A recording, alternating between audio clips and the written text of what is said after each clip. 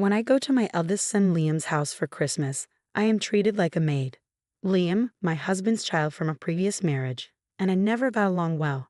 Despite my efforts to be recognized as a mother, Liam never accepted me. He seemed happy to have someone to do all the housework, allowing him and his wife, Ava, to relax. Hearing them laugh about it left me feeling hopeless, but soon my sadness turned into anger. Why should I do housework for these people? I decided to stop and get my revenge. I'm Isabella, 81 years old, living alone. I got married at 37, having been all about work with no love life until my father introduced me to someone. My father, a wealthy man with many real estate properties, introduced me to a kind man from the real estate company he used. Although he had been divorced, I couldn't refuse because he was so kind. Concerned about my age and my parents' worries, I seized the opportunity. My husband was very friendly, and despite being surprised by his divorce, I admired how he was raising two young sons as a single father. We got along well and started dating, but we couldn't go on many dates because of his kids. Instead, I often cooked and ate with them at his house. His second son, Noah, quickly took a liking to me. He was a charming boy, always smiling and talking. However, Liam remained distant and barely responded when I talked to him. I persisted, hoping to build a relationship, and eventually married their father when I was 38. I tried to bond with the sons like a real mother, attending their sports events and cheering for them. Despite having no children of my own, I did my best as a parent. However, Liam's coldness persisted, and our relationship only worsened over time. Liam's rebellious behavior, failing a prestigious high school entrance exam, and subsequent delinquency created a rift between us. He would stay out late and come home in the middle of the night. "What are you doing?" "I'm worried." "At least call me," I would say. His response, "Shut up, don't talk to me like you're my mom." "You're not my parent," hurt deeply. Despite my best efforts, my feelings never reached him. My husband and Noah supported me, but Liam eventually stopped talking to me altogether. He left home for college and never returned, except for occasional contact through my husband or Noah. Both sons eventually moved on to college, jobs, and marriage, starting their own lives. I looked forward to enjoying life with just my husband, but fate was cruel. My husband died in a car accident, hit by a drunk driver while returning from an outing with friends. The sudden loss was overwhelming. He was still so healthy. I wasn't ready to say goodbye. Even after the funeral, I couldn't stop crying. Noah kindly comforted me, saying, "Mom, if anything happens, rely on us. We're family." Liam also seemed concerned, helping with funeral arrangements. Despite being widowed, I felt comforted knowing I wasn't alone. Now living alone, the house felt too large without my husband. I considered getting a dog when Liam came to visit. "What's the matter?" "It's rare to see you," I said, surprised. We hadn't been in contact for decades, and the last time I saw him was at his wedding and then my husband's funeral. This was our first time talking alone, and I felt strangely nervous. "I have a favor to ask," Liam said. "A favor?" "I need to borrow some money." "What? Why?" "I was in a hit-and-run accident, and car repairs are expensive. This month has been tight." "That's terrible. How much do you need?" $20,000. "All right, I'll transfer it. Can you give me your account number?" "Really? Are you sure?" Liam was very surprised. $20,000 isn't a small amount, but helping a son in trouble is a parent's duty. I was happy that Liam finally relied on me. It's a parent's nature to want to help. We're family. You can always ask. "Thank you, Mom." It was the first time Liam called me Mom. I was overjoyed, feeling finally recognized as family. I thought my long struggles had paid off, but I was mistaken. In December, Liam called, "Mom, would you like to come over for Christmas?" "Really? Can I?" "Of course. Dad's gone and you're alone, right? You should spend it at our place." I was moved. The once rebellious Liam was now so considerate. I was deeply touched that Liam, who had been troublesome since high school, had grown so much. I eagerly accepted the invitation and prepared for my visit. I decided to stay from the 22nd to the 26th. I asked several times if it was too long, but he cheerfully assured me it was fine, so I took Liam at his word. Liam and Ava lived in an apartment. My first visit to Liam's place revealed a two-room home that felt cluttered despite its spaciousness. "So this is where you live. Is this the first time you've been here, Mom?" It's been a while since you've seen Ava, right? Isabella, it's been since the funeral. Ava wore exaggerated false eyelashes and heavy makeup, looking much younger than her late 50s, more so than at the funeral.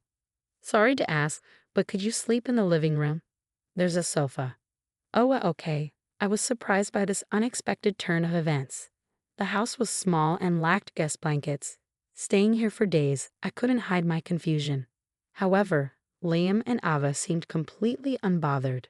Then Liam said to me, "We really wanted to eat your cooking, Isabella. Can you make something?" I've heard Isabella's cooking is delicious and I wanted to try it too. Of course. Can I use whatever's in the fridge? Oh, right ahead. I was flustered to be asked to cook but also thrilled. I never thought Liam would find my cooking delicious. Noah often praised it, but Liam had never said anything like that. Feeling happy that he wanted to eat my food again, I started cooking in the kitchen. There wasn't much in the fridge, so I made a simple pasta dish. Delicious, Isabella. This is amazing. Please cook again tomorrow. Yeah, this tastes. It's nostalgic. Liam and Ava ate happily. My mood was at its peak seeing their enjoyment. Of course, I'll cook tomorrow too. Is there anything in particular you want to eat? Chicken pot pie for tomorrow sounds good. Chicken pot pie for dinner, right? How about pizza for lunch? Yeah, sounds great. No matter their age, to a parent, they are always children. I thought to do anything for Liam and Ava. But that night, I couldn't sleep due to the cold, feeling apprehensive about the days ahead. Waking up earlier than anyone, I started preparing breakfast and Liam and Ava soon followed, lured by the smell. Waking up to a ready breakfast is the best. Thank you. They started their meal with smiles. I'll go shopping today. It was cold last night. Can I buy a blanket? Sure, but we don't have cash on hand to give you. That's okay, just do whatever. Liam's indifferent response bothered me, but I decided to go shopping after cleaning up breakfast. At a nearby shopping center, I bought a blanket and groceries. When I returned to the apartment, it was almost noon. Rushing home to prepare lunch, I heard Liam and Ava laughing. Man, I didn't expect it to go this smoothly. Right? Let's get her to do other chores too. If we call her Mom, she'll happily do it. Awesome. I was stunned to hear Liam's words. Such an idiot, happy to be treated as a mother. She's so eager, cooking and shopping since morning. Isn't that too much? If she's this soft for her son, I should have pretended to be a better son earlier. Right. Why didn't we go to Isabella for money sooner? She's not even working, just living off of Dad's inheritance. But there should be more inheritance left to squeeze out. Fantastic. I was astonished by Liam and Ava's words. Thinking they saw me as family was a complete misunderstanding. Liam was lying to get my husband's inheritance that I had received, taking advantage of my generosity. They invited me for Christmas to make me do housework. I was shocked. I thought we had finally become a family. I was the only one excited. Stunned, I was approached by Liam, who was heading to the bathroom. Surprised to see me, his face stiffened for a moment, but he quickly smiled. Mom, you're back. Must have been cold outside. I'm starving. Oh, you're back. Looking forward to lunch? They spoke to me as if they hadn't been overheard, buttering me up. Still confused, I followed Liam's lead to the kitchen and began preparing the meal. They didn't help, just started eating as soon as I served the food. Oh, this is delicious. Thank you, Mom. You've always been good at housework. Could you do the laundry and cleaning too? As you can see, Ava is not good at it. Yeah, it's hard keeping up with housework. When I worked part-time every day, the living room was cluttered with discarded clothes and empty plastic bottles. Far from sanitary. But now that you're off, you can do it, right? No, I really can't tidy up. Then let's do it together. Housework is easy once you get used to it. I have other things I want to do today. Mom, please, we're family, right? I just want to relax for Christmas. Liam spoke as if he were pleading, but I knew it was all an act. Why should I be the one to serve Liam and Ava? I couldn't accept it, yet if I refused now, it might create an unbridgeable gap between us. Maybe it's better if they're a bit selfish. Family, I decided to think that way. All right, but I'd like you to help me a little. Yes, thank you, Mom. In the end, they didn't help me at all with the housework. Instead, their behavior became increasingly arrogant. On Christmas Eve, Liam and Ava started drinking from noon, laughing stupidly while watching TV. Mom, is dinner ready yet? You're slow. Hey, did you wash this shirt yesterday? I wanted to wear it today. Mom, bring me a beer. I want some appetizers. They just lounge on the sofa, treating me like a servant. Why am I doing housework for these people? This isn't how families should treat each other. I had reached my limit and spoke to them. Why don't you stop drinking from noon and do some cleaning? I'm not the only one who should be doing housework. Drunk, Liam and Ava glared at me fiercely. What? Shut up, you old hag. Don't talk back. Right, tell her more. You should be grateful we're even acknowledging you as family, you blood-unrelated old woman. Show your gratitude through housework. It's better than being alone at home, right? Be thankful to us. Liam and Ava were completely mocking me. At that moment, my feelings for Liam disappeared. Why had I been so desperate to become family with such people? It's better to be alone than to be family with them. I don't want to live being looked down upon and used by these people. Unaware of my feelings, they continued to order me around. Can we order steak for Christmas? For Christmas, it's got to be appetizers, right? Order some appetizers and a roast turkey too, please. Without even looking at me, they spoke.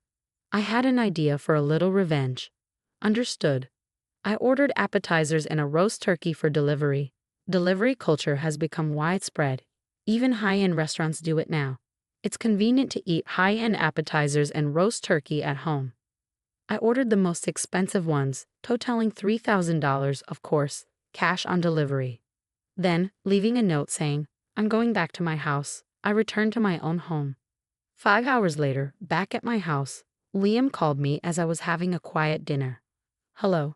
Hey, why did you just leave? Seems he finally realized my revenge. I suppressed a smile and coughed to stay calm. Leave? I'm just going back to my own house. Why do I need permission? Don't talk back. More importantly, why are the appetizers and roast turkey $3,000? How can we afford that? It's from a nice place. I splurged for Christmas. Trying not to laugh, I spoke, and Liam and Ava's voices got louder. They must be red-faced and angry now. We didn't ask you to order something that expensive. Then you should have ordered it yourselves. I just ordered what I thought was good since you asked me to. Why would you order something so expensive, you idiot? What's wrong with your sense of money being so poor? Just come back and pay now. No way. It's dangerous for an old person to walk alone at night. I avoid going out after dark. What? Are you kidding? We're cutting ties with you. Okay. Yeah, isn't it sad to be alone on Christmas? We're kindly offering to spend it with you, and you waste our consideration. How rude. Liam and Ava threatened to cut ties with me, using the bond of family. In the past, their threats would have shaken me, but now it didn't matter. I'd rather be alone than spend time with people who use family affection to treat me like a servant. It's fine with me. Let's cut ties then. Are you sure? A poor person with only dad's inheritance? Don't come to us for money when you're in trouble. Even if you ask, we won't lend you any. Just so you know, we're not going to take care of you either. Noah doesn't live nearby, right? So if you need care, there's no one to look after you. Poor thing with no money and no one to care for you. Liam and Ava seemed to think they were in a position of advantage. They always misunderstood that I was poor in my old age, unable to work, and burdened with medical and care expenses. They thought threatening not to support me would make me comply. But it was irrelevant to me because I had enough money to give my son $20,000 just like that. Feeling sorry for them, I decided to tell Liam the truth before cutting ties. You keep saying I'm poor, but I'm not struggling with money. Huh? But you don't work, and you only have dad's inheritance, right? No, I have an income of about $5,000 a month besides the inheritance. $5,000 a month? How come? My father was a wealthy man and an only child. I inherited his real estate, sold some, but the remaining properties give me a steady rental income, so I'm set for my retirement. Rental income? We didn't know that. Well, of course, we hardly ever spoke, did we? True, Noel lives far away and can't take care of me in my old age, but with money, I can hire facilities or home health aides. I never intended to burden my sons with my care. I've saved enough to not be a burden in my old age. By the way, since we're cutting ties, I'll leave the inheritance only to Noah. I should write it in a will. Maybe it's time to start end-of-life planning. Wait, hold on. It's unfair for only Noah to inherit. I'm your son too. Huh? Aren't you a stranger now that we've cut ties? Who are you? Don't mess around. How can you call your son a stranger? Heartless. Huh. I thought the one who treated their mother like a servant and tried to get her inheritance was heartless. How do you know that? You thought I hadn't heard? Silly. Anyway, we're strangers now. Goodbye. Wait, I can't pay the $3,000. Help me. Liam kept shouting something, but I ignored it and hung up. Then I blocked his number. My revenge worked perfectly. Life isn't so sweet that you can dump chores on others and enjoy all the benefits. They should regret how they treated me a little. After that, I blocked Liam's number and got into a taxi. I knew Liam and Ava would soon come here. I couldn't have a peaceful Christmas if they did, so I decided to go to a distant cottage and spend Christmas alone. 5 days later, when I returned home, Liam and Ava were standing there. Oh, finally back. Hey, what are you doing in front of someone's house? Are you some kind of stalker? Pretending to be a stranger, I entered my house. Liam knelt down in desperation. We were wrong. Please, let's be a family again. Right, Liam was really worried these 5 days without contact with you, Isabella. He came here every day.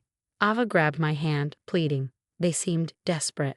The moment they knew I had money, their attitude changed so drastically. It was disgusting. What exactly does being family mean to you? Family means helping each other out in times of trouble. Right? Sure, but I'm not in trouble. What if you get into trouble someday? It's comforting to have us around, Isabella. Then I'll contact you if I'm in trouble. As I tried to enter my house, they desperately tried to stop me. Wait, you might not be in trouble, but we are. In what kind of trouble? We're out of money. Really? That's tough. Work hard. Is that all? Shouldn't there be more of a reaction? Liam and Ava looked at me in surprise. They probably expected me to lend them money. I'm tired of hearing that kind of talk.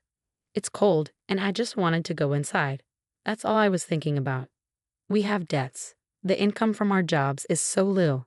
I'm supporting the household with my part-time job too, but the debt isn't decreasing. Please help us. Aren't you our mother? Their words had no effect on me.